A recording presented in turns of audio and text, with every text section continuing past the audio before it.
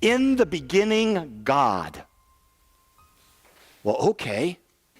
Where do I go from there? So let's explore that.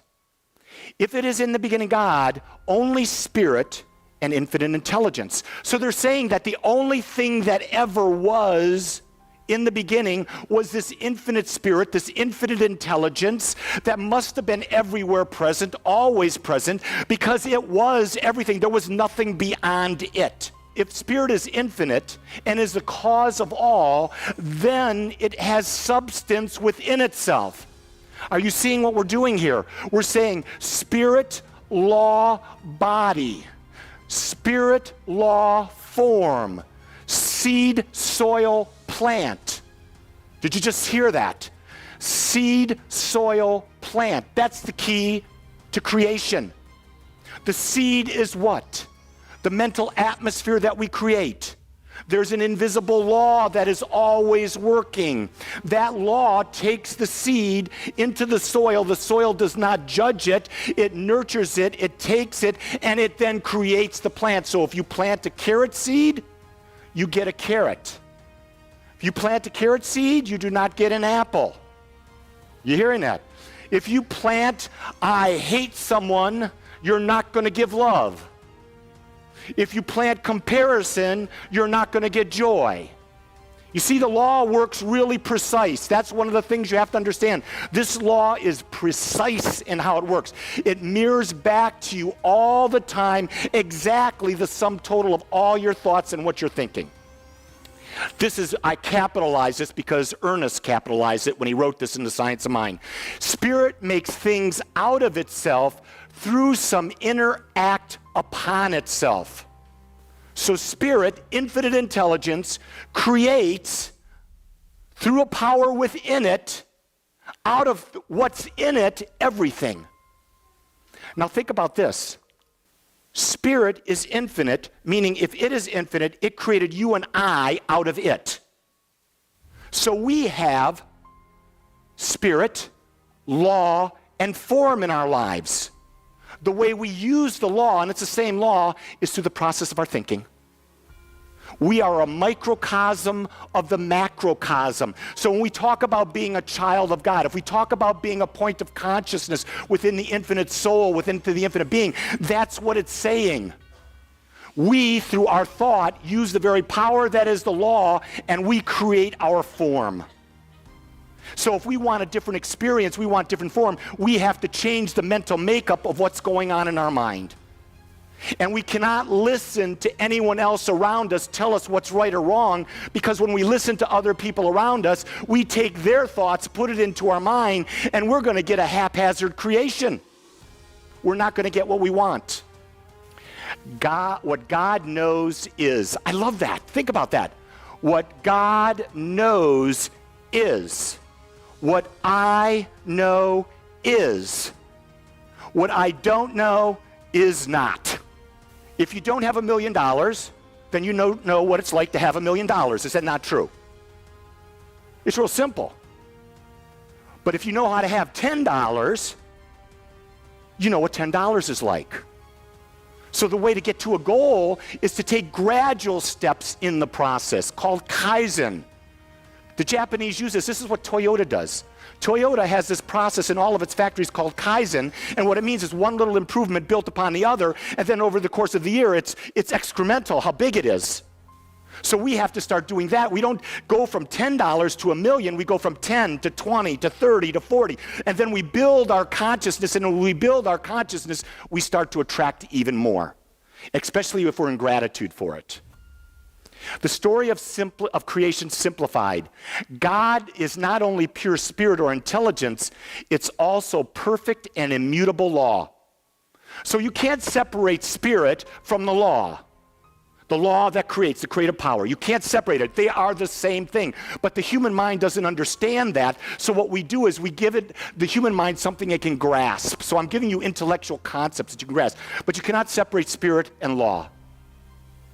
God creates through the power of its word. God basically thinks, it's done. The law immediately responds. The word is the mold, which acting through the law produces form. So your words create a mold. And when I say your words, it's your thoughts, your words, your actions, and your feeling, the sum total of what you are. It creates a mold, and that mold is brought into form by the law. So whatever you're seeking to have that's different in your life, you want to create the perfect mold. And if you're not getting what you want, it means you've got to work on the mold. You've got to create a different mold. Now, you got to do this only for yourself, because it doesn't work. I can't change my wife's mold. Do you hear that? I tried to apply the law there for, Gene, 35 years of our 45 years of marriage, and I want you to know it did not work, because the law is going to give her mold. Do you hear that? So it's like in a relationship. If you want to change a relationship, the only mold you can change is your mold. No one else's. Now, when you change your mold, rest assured that the law of attraction is working. And when you change your mold will attract molds vibrating at the same level. And it will release molds that are vibrating at a different level. So people move in and people move out. And realize that in life, you have to release something to get something more. Does that make sense? Because God is infinite and eternal, the process of creation is eternal. So this process of creation that we're going through now, it doesn't stop. It will be going on for eternity in us as points of consciousness. One of the things that I love that Ernest Holmes said in the We Believe statements, we believe in the eternality, the immortality, and the continuity of the individual soul forever and ever expanding.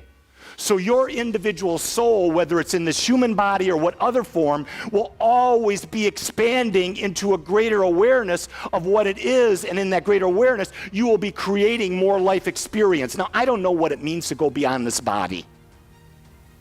I really don't care. Because to worry about what I don't know is absolutely silly. But I can take where I'm at right now and create the greatest life I can imagine for myself. And so can you. So the thought creates, the ultimate cause back of all things must be one, since life cannot be divided against itself. Do you get that? There can only be one law. If there were two laws, then the laws would conflict and it would self-destruct. So there's not an individual law that you have. There's only the one infinite law, and you're thinking into that infinite law, and that infinite law is responding to you. So we're all using the exact same power. Whatever change takes place must take place within the one. So it always goes back that the change takes place in the one. Whatever we're changing into, it takes place into the one. But this one, get this is really deep, but this one must remain changeless. For being the one and only, it could not change into anything but itself. So if you take this in quantum physics says that every possibility exists everywhere, all at the same time, and what you focus on, you collapse into experience. If you haven't seen what movie, What the Bleep Do We Know, get the movie What the Bleep Do We Know. There's a really good scene in there where they're talking about a basketball being all over the place, and you focus on the basketball there, and that's the basketball that's in your life. And so everything is available all over, all at the same time. It's all there, but where we put our focus is what we get to experience. So every possibility of life that you can imagine is right here. It's like a pinhead right here in front of us. And where we put our focus in that pinhead determines our experience. God did not make God. This is the big thing. This is the premise of what we know. There had to be something at the beginning. This is our leap of faith. In religious science, this is our leap of faith, understanding there was something at the beginning and it is infinite. That's the only leap of faith we make in what we teach. Everything else you can follow as a logical progression from that one leap of faith. We don't have to believe in another human being that did this, and we can follow that. We don't have to believe in all these other deities. We just know that there's one and it is infinite. We know that God did not make the law, that the law is co-eternal with God. In other words, the law and God are the same thing. God did not make substance. This is also coexistent and co-eternal with God. Everything had to be within it. And it is my name for God, with a capital I. But God did make, does make, and is making, and will continue to make from here to eternity forms. So what God is, God's got all this form, that's it. And it's constantly shaping it, shifting it, reshaping it, reshifting it, and it's doing it through us in part because there's a whole other universe beyond our individual lives that is being created.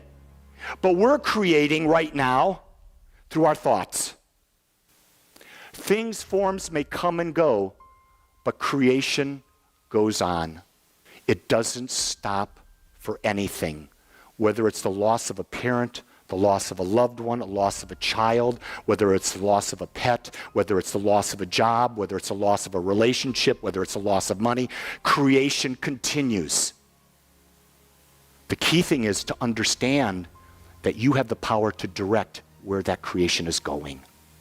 You can sit and grieve for years and years and years and constantly create a state of grief. Or you can grieve, acknowledge that there was a loss, and now channel that energy and realize that that soul that is left created their perfect life. Now it's up to you to create your perfect life.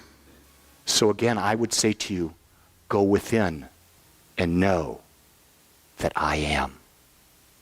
And whatever you put after the I am, you will become.